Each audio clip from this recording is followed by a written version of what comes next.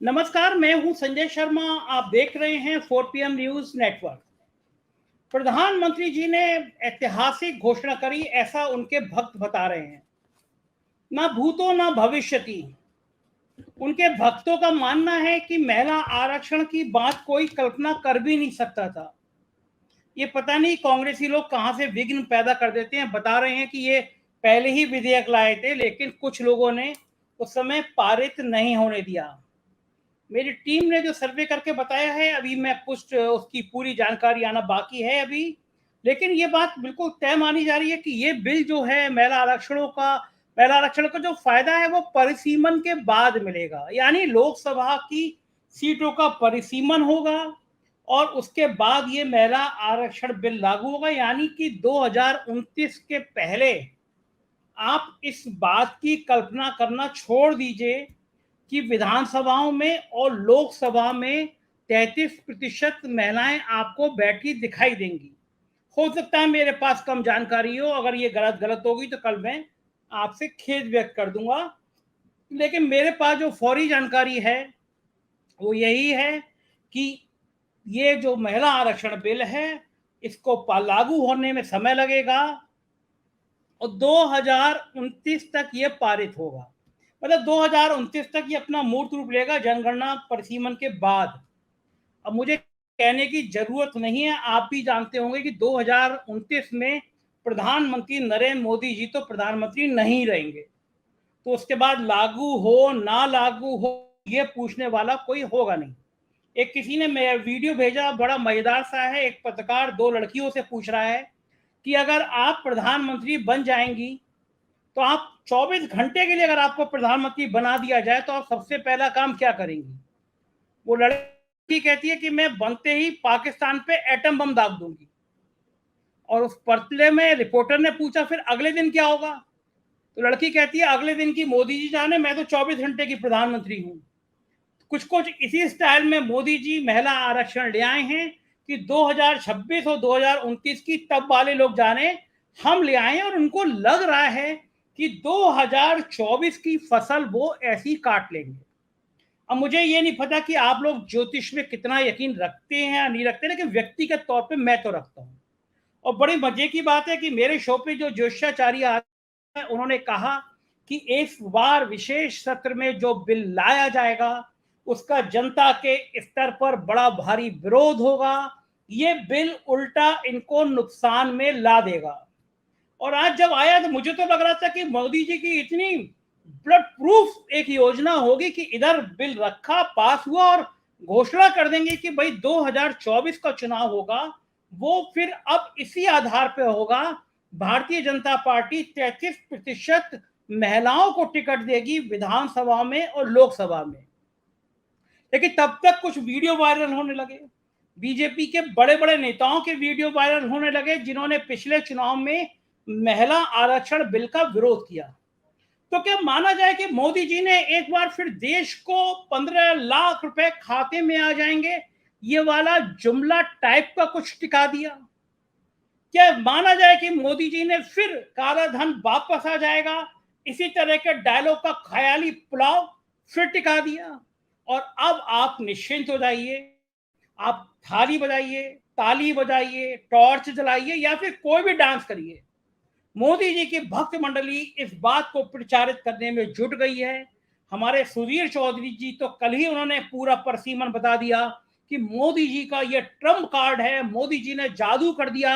अब महिलाएं इतनी बड़ी संख्या में आ जाएंगी कि पूरी देश की 60 करोड़ महिलाएं हैं, तो यानी बीजेपी की प्रचंड बहुमत से सरकार बनेगी। ये तो अच्छा हुआ कि वो जोश में उन्होंने ये नहीं कहा कि इस बार 500 सीटें आ जाएंगी, जितनी पार्लियामेंट है उससे भी ज्यादा सीटें आ जाएंगी। सुधीर चौधरी जब भक्ति काल में आते हैं तो इतने अद्भुत लगते हैं, लगता है कि आज गणेश चतुर्थी पे गणेश जी की भी भक्ति इतनी कोई दिखा नहीं सकता जितना सुधीर चौधरी अपने शो में साहब के लिए भक्ति दिखाते हैं। लेकिन बड़ी समस्या है कि साहब जब कोई नया काम करने चलते हैं तो अब शकुन जरूर हो जाता है। पार्लियामेंट का जिस दिन उद्घाटन था उसी दिन महिला खिलाड़ियों को खींचा गया, बाल पकड़ के घसीटा गया और पूरे दुनिया में बदनामी हुई कि ये कैसा मुल्क है जहां पे नई संसद का उद्घाटन हो रहा है और महिला खिलाड़ियों को घसीटा जा रहा है। फिर वो कि आज नई संसद में प्रवेश करेंगे। हमारे एस्ट्रोलॉजर महोदय वो तो पहले ही कह रहे थे कि ये नई संसद बनाई है, इसकी पहली पूजा है, वो बहुत शास्त्रों के हिसाब से, समय के हिसाब से खराब है। हम इनने कहा नहीं, ऐसा नहीं हो सकता। लेकिन आज वैसे ही नजर आया कि प्रधानमंत्री जी ने जैसे ही सदन में प्रवेश किया, पता चला कि कनाडा ने हमारा राजनायक निकाल दिया और बदले में हमने भी, जैसे मोहल्ले के गुंडे लड़ते हैं कि तुमने हमारे घर पे ईंट फेंकी, हम भी तुम्हारे घर पे ईंट फेंकेंगे, इस स्टाइल पे हमने भी कनाडा का राजनायक निकाल दिया। हमको ये नहीं पता चलता कि ये देश चला रहे हैं मोदी जी या मोहल्ले की लड़ाई लड़वा रहे हैं। फिलहाल अमेरिका और यूके जैसे देश कनाडा के समर्थन में आते हुए नजर आ रहे हैं। अब आप भक्ति काल में टीवी चैनल पे, मेन स्ट्रीम गोदी मीडिया के चैनलों पे भूल जाइए कि वो आपको कनाडा के दर्द का जिक्र करेगा। हम हर हालत में भारत के इस रुख का समर्थन करते हैं कि किसी भी प्रकार के आतंकवाद को, किसी भी कंट्री को बढ़ावा नहीं दिया जाना चाहिए। लेकिन साथ ही हम इस बात का भी समर्थन करते हैं कि किसी भी देश में पहले वार्ता करनी चाहिए। आप सोचिए, आपके घर दिल्ली से कोई मेहमान आए, आप लखनऊ में रहते हैं, दिल्ली से कोई मेहमान आए, वो ताज होटल में रुके, उसकी गाड़ी खराब हो जाए और 2 दिन तक वो होटल में पड़ा रहे, आप उसको पूछने ना जाएं, तो उसके दिल पर क्या लगेगी। G20 के जितने बड़े बड़े दावे किए गए, उसी बीच कनाडा के प्रेसिडेंट का, प्राइम मिनिस्टर का जहाज खराब हो गया, 2 दिन तक वो होटल में रहे। हमारे विदेश मंत्री और हमारे प्रधानमंत्री ने जरूरत नहीं समझी कि जाके पूछ लें, एक कप चाय पिला दें। शायद बहुत सारी वार्ताएं अगर होती हैं तो बहुत सारी रिश्तों की बर्फ पिघलती है। लेकिन क्या कहा जाए, जब सरकार अहंकार में होती है, जब सरकार इस घमंड में होती है, एक अकेला सब पर भारी, तो फिर चिंता किसी की नहीं होती है। मुझे लगा इस समय भारत की सरकार भी इसी मोड में चल रही है। प्रधानमंत्री जी ने कहा था कि एक अकेला सब पर भारी, तो एक अकेला कुछ ज्यादा ही भारी होता हुआ नजर आ रहा है। महिलाएं भड़की हुई हैं, महिलाओं को बहुत बड़ी उम्मीद थी कि इसी सत्र में पारित हो जाएगा। एक भारतीय जनता पार्टी के विधायक हैं, उत्तर प्रदेश से आते हैं, आज 20 साल बाद वो अपनी पत्नी को पिक्चर दिखाने ले गए। तो मैं उनसे मजाक में पूछ रहा था कि इधर महिला आरक्षण बिल आया, उधर विधायकों को अपनी पत्नियां याद आ गई। महिलाओं में जो जोश था, जो उल्लास था, वो सब ये सुन के काफूर हो गया कि ये 2026 के बाद का ख्वाब है। और जाहिर है मोदी जी की तमाम बातों को देखते हुए उन पे भरोसा कम बचा है। लोग कह रहे हैं कि मोदी जी बाद में कह देंगे ये तो एक चुनावी जुमला था, हमने हाउस में रखा, ये टेक्निकल प्रॉब्लम, वो टेक्निकल प्रॉब्लम, बात अधूरी रह गई। अच्छा है मोदी जी 2026 तक भली ये दूरी हो, लेकिन एक पहल कर सकते हैं। वो कह सकते हैं हमारी सरकार आई तो अगला प्रधानमंत्री कोई महिला बनाएंगे।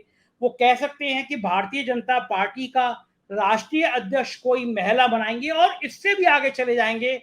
लोगों को यकीन तब होगा जब वो कह दें कि राष्ट्रीय स्वयंसेवक संघ के सबसे बड़ी पोस्ट मोहन भागवत जी के बाद किसी महिला को दी जाएगी। अब संघ में महिलाओं का प्रवेश खोला जाएगा। लेकिन आप भी जानते हैं ये कोरी बातें हैं, इन बातें हैं, बातों का क्या।